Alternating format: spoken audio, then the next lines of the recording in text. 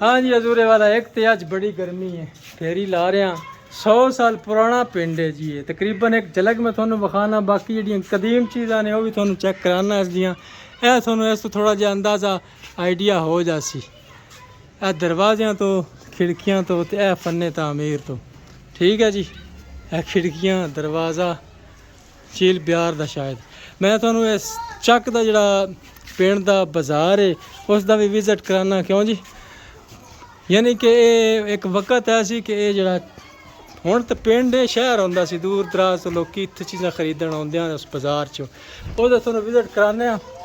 सारी अज जड़ियां कदीम चीज़ां नज़र आउंदियां गईयां तुहानूं विखांदा जासां फेरी ला रहा इत्थे।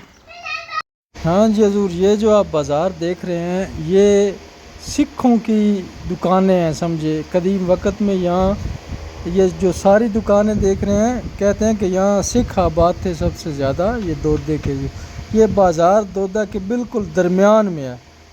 सेंटर में एक सिरे से शुरू होकर दूसरे सिरे तक ये जाता है बाज़ार। तो अभी काफ़ी इसमें नई दुकानें बन गई हैं ये कुछ दुकानें अभी पुरानी हैं जिनके ये दरवाज़े भी आपको पुराने नज़र आ रहे होंगे।